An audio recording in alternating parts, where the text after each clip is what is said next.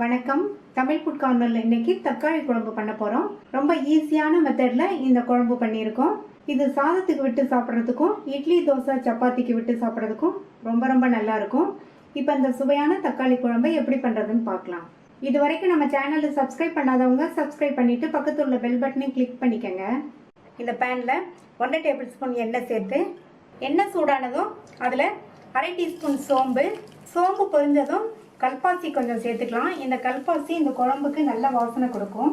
அடுத்து கறிவேப்பிலை, அடுத்து 1/4 கப் அளவுக்கு பொடியாக கட் பண்ண வெங்காயம், 2 கீறின பச்சை மிளகாய். இந்த வெங்காயத்தை கண்ணாடி பழம் வர வரைக்கும் வதக்கிக்கணும். வெங்காயம் வதங்கி நல்லா கண்ணாடி பழம் வந்துடுச்சு.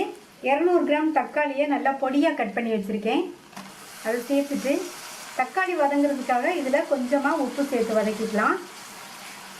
தக்காளியை 1 நிமிஷத்துக்கு நல்லா எண்ணெயிலேயே வதக்கி விட்டுட்டு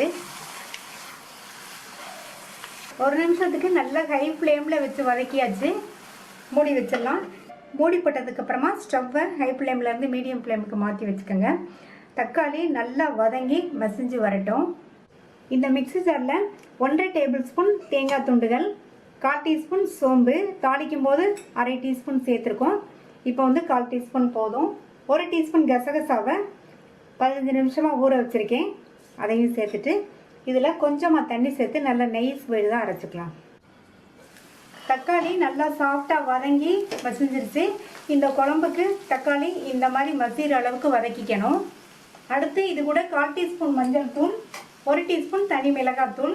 நம்ம பச்சை மிளகாய் சேர்த்துருக்கோம். இந்த அளவு காரம் போதும். உங்களுக்கு தேவைன்னா கொஞ்சம் சேர்த்துக்கங்க. 1/2 டீஸ்பூன் கொத்தமல்லி தூள். தக்காளி குழம்புக்கு கொத்தமல்லி தூள் கொஞ்சமாக சேர்த்தா போதும். இதை நல்லா ஒரு தடவை இந்த மாதிரி மிக்ஸ் பண்ணி விட்டுட்டு இதனுடைய பச்சை வாசனை போகிற அளவுக்கு ஒரு 2 நிமிஷத்துக்கு வதங்கிட்டு இருக்கட்டும். இப்போ மிளகாத்தூள் மல்லித்தூளோட பச்சை வாசனையெல்லாம் போயிடுச்சு. இதில் தண்ணி சேர்த்துடலாம். 1/2 கப் தண்ணி சேர்த்துருக்கேன். அடுத்து இது கூட அரைச்ச தேங்காய் சோம்பு கசகசா விழுதை சேர்த்துட்டு இதுக்கு தேவையான அளவு உப்பு சேர்த்து நல்லா கலந்து விட்டுக்கணும். ஏற்கனவே தக்காளி வதங்கும் போது நம்ம கொஞ்சம் உப்பு சேர்த்துருக்கோம். அதை ஞாபகத்தில் வச்சுட்டு சேர்த்துக்கணும். கலந்து விட்டாச்சு. இந்த குழம்பு ஒரு கொதி வரட்டும். குழம்பு நல்லா கொதிக்குது. மூடி போட்டு ஸ்டவ்வை லோ மீடியம் ஃப்ளேமில் வச்சுருங்க. ஒரு 5 நிமிஷத்துக்கு நல்லா கொதித்து தேங்காய் விழுதோட பச்சை வாசனையெல்லாம் போகட்டும். லோ மீடியம் ஃப்ளேம்லேயே வச்சு 5 நிமிஷமாக கொதித்து தேங்காய் விழுதோட பச்சை வாசனையும் போயிடுச்சு. நம்மளுடைய தக்காளி குழம்பும் சூப்பராக ரெடி ஆயிடுச்சு. இதில் பொடியாக கட் பண்ணால் கொத்தமல்லி இலைகளை சேர்த்துட்டு நல்லா ஒரு தடவை கலந்து விட்டுட்டு ஸ்டவ் ஆஃப் பண்ணிடலாம். சுவையான தக்காளி குழம்பு ரெடி ஆயிடுச்சு.